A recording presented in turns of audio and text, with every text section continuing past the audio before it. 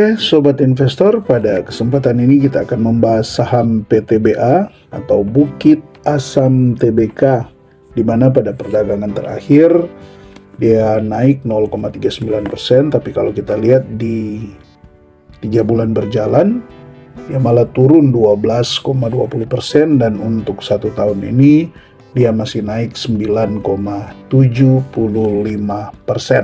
Nah, Sobat Investor, sebenarnya kan untuk saham PTBA ini punya kekuatan tersendiri ya, di mana PTBA ini untuk secara posisi sebagai produsen batubara terbesar di Indonesia, ini tentunya memberikan keunggulan kompetitif yang kuat ya bagi PTBA, terutama dalam pasar di domestik. Nah, untuk cadangan batubara, sebenarnya kan PTBA juga masih sangat besar ya. Ini tentu akan menjamin keberlanjutan produksi ya dalam jangka panjang karena cadangan batubaranya masih cukup besar.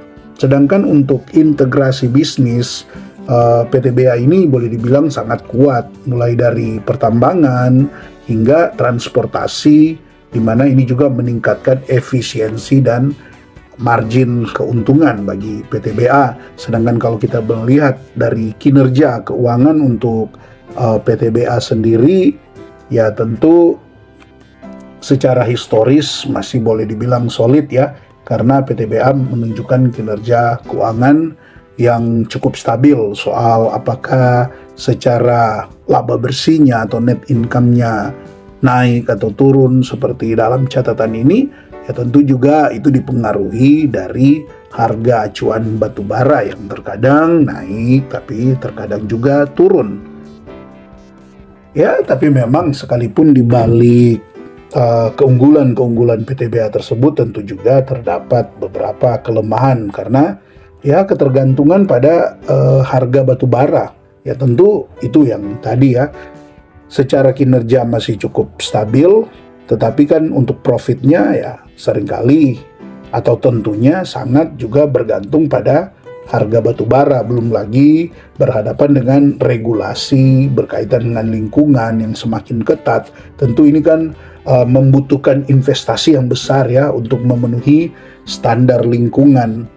Nah, inilah mungkin yang menjadi catatan-catatan tersendiri untuk Anda ketika Anda membeli saham PTBA.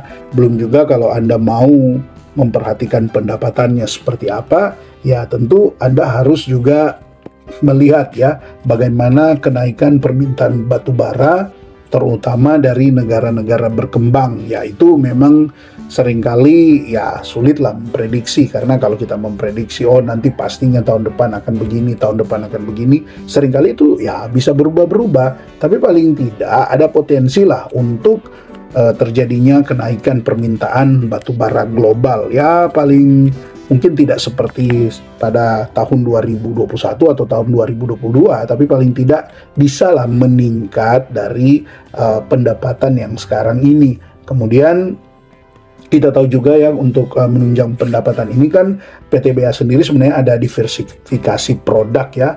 Misalnya itu ke produk-produk turunan batubara atau energi terbarukan. Nah, untuk produk-produk turunan batubara sendiri kan maksimal atau belum, ya tentu ini masih akan berjalan cukup panjang ya, tetapi memang untuk saham PTBA kan cocok ya untuk Anda berinvestasi di jangka panjang, karena kalau kita melihat dari statistik unggulan yang ada, melihat dari net income-nya memang di annualize-kan untuk tahun 2024 ini ya mengalami penurunan ya dibandingkan dengan tahun sebelumnya 2023 yang ada di 6,1 triliun, dia turun ke 4,3 triliun. Ini turunnya cukup dalam ya, di kisaran ya 30-an persen penurunannya secara tahunan.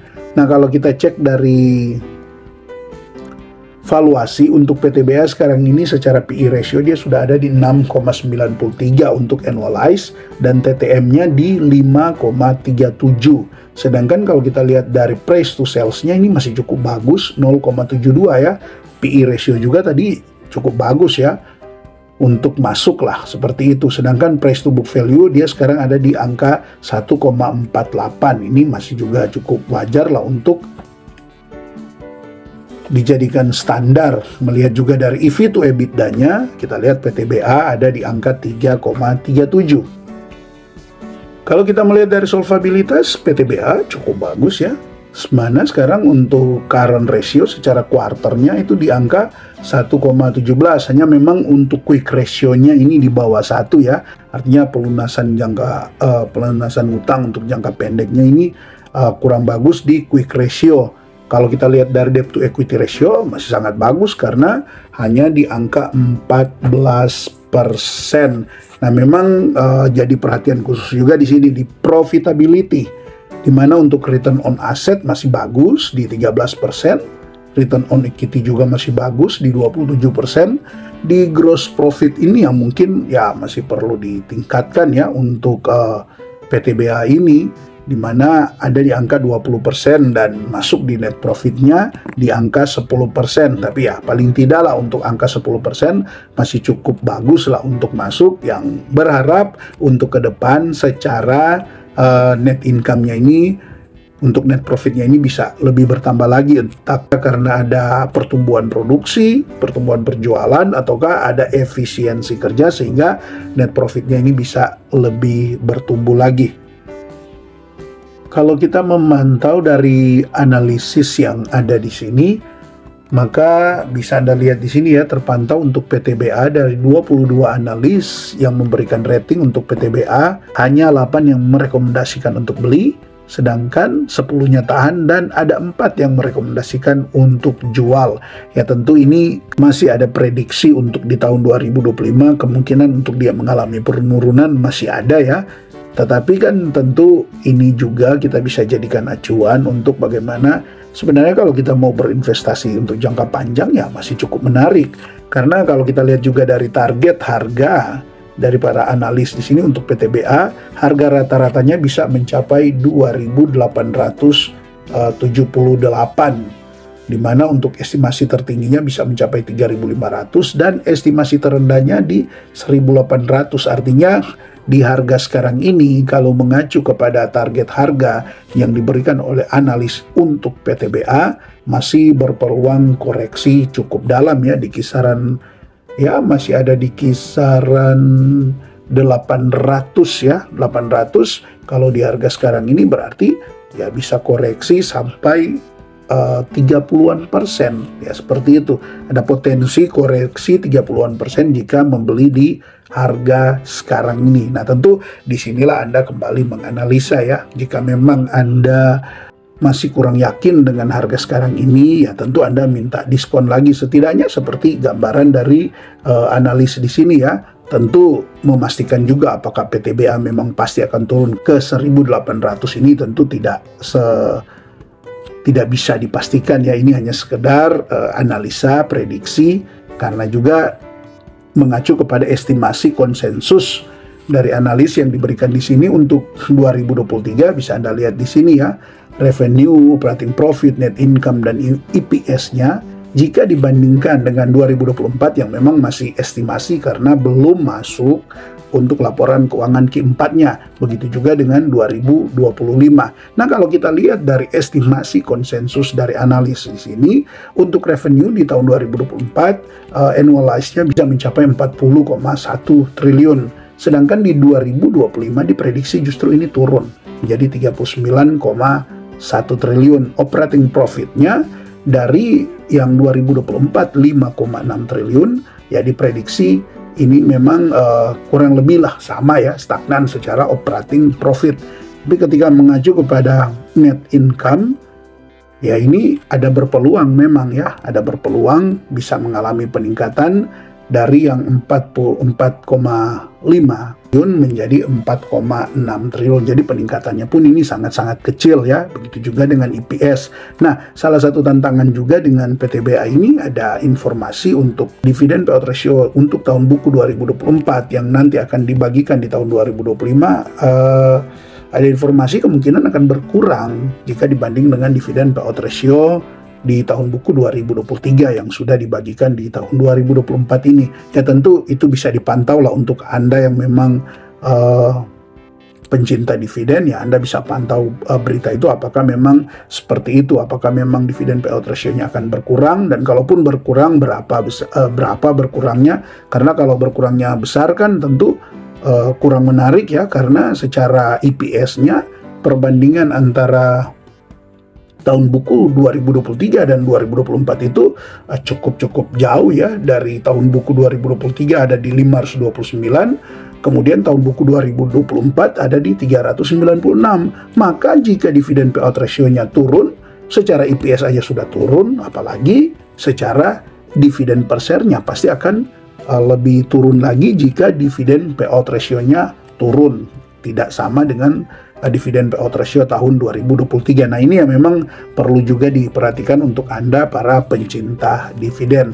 Nah, kalau kita memperhatikan dari PE band, terpantau di sini memang untuk 3 tahun berjalan PTBA masih tergolong ada di harga yang cukup mahal karena mendekati +1, masih lebih di atas dari standar deviasinya untuk PE band 3 tahun. 5 tahunnya untuk 5 tahun, nah dia ini sudah turun di bawah standar deviasi. Tapi bisa Anda lihat, dia masih berpotensi turun sampai ke di bawah -1, yaitu tadi estimasinya. Kalau dia turun memang cukup lagi dalam, mendekati 2000, atau bahkan turun dari 2000, nah ini mungkin sudah mendekati -2, tapi tentu itu masih boleh dibilang cukup jauh ya perjalanannya, kecuali memang 2025 secara ekonomi mungkin tidak stabil, dan apalagi secara harga batu baranya, acuannya turun jauh ya, mungkin itu bisa jadi. Tapi kalau secara harga acuan batu bara tetap stabil, ekonomi Indonesia juga terus mengalami perbaikan, maka untuk standar deviasi ini untuk 5 tahun bisa dijadikan acuan lah, seperti itu. Nah, untuk 10 tahun kalau kita lihat di sini PE ratio-nya untuk PE band-nya ya dia sudah mendekati -1, tapi ini untuk 10 tahun ya. Jadi kalaupun Anda melihat dari 10 tahun dan Anda jadikan ini sebagai pembanding, sebagai landasan, sebagai dasar, maka Anda juga harus siap berinvestasi untuk 10 tahun. Jangan pakai pembanding 10 tahun sebelumnya, kemudian Anda hanya mau berinvestasi untuk 1 bulan, 2 bulan, 1 tahun. Ya tentu ini Anda harus realistis lah. Anda lihat perbandingannya 10 tahun ke belakang, ya Anda juga harus siap untuk berinvestasi 10 tahun ke depan dengan tentunya terus memantau ya. Nah, kalau kita lihat dari PBV-nya, untuk dari segi PBV dalam 3 tahun ini cukup lumayan ya, dia sudah di bawah dari standar deviasi. Kalau 5 tahunnya ya kurang lebih sama untuk 5 tahun, dan untuk 10 tahunnya ya sedikit lebih di bawah lagi, sudah mendekati -1 untuk 10 tahun dari PBV. Jadi memang untuk PTBA ini yang paling penting juga saya pikir melihat dari PE band ini ya. Karena kan kalau dia tidak tumbuh, ya kalau tidak tumbuh secara earningnya, ya maka pasti baik secara dividennya maupun secara capital gainnya jadi tidak menarik. Oke ya, sobat investor, intinya jadi kesimpulan dalam pembahasan ini untuk PTBA sebenarnya masih memiliki potensi pertumbuhan yang cukup baik, didukung oleh posisi di mana dominannya di pasar domestik dan juga cadangan batubara yang masih cukup melimpah. Namun ya untuk perusahaan ini juga tentu menghadapi sejumlah tantangan, dan terutama itu terkait dengan fluktuasi harga komoditas dan juga kaitannya dengan regulasi lingkungan yang semakin ketat. Dan semakin ketat regulasi yang ada, tentu ini akan juga semakin memperbesar biaya untuk produksi dan lain-lain sebagainya. Oke, sobat investor, jika Anda punya tanggapan berkaitan dengan topik ini, silakan Anda tuliskan di kolom komentar. Tetap semangat berinvestasi, dan terima kasih untuk Anda yang terus mendukung channel ini, memberikan super thanks berlangganan. Salam IHSG, investor harus selalu gembira.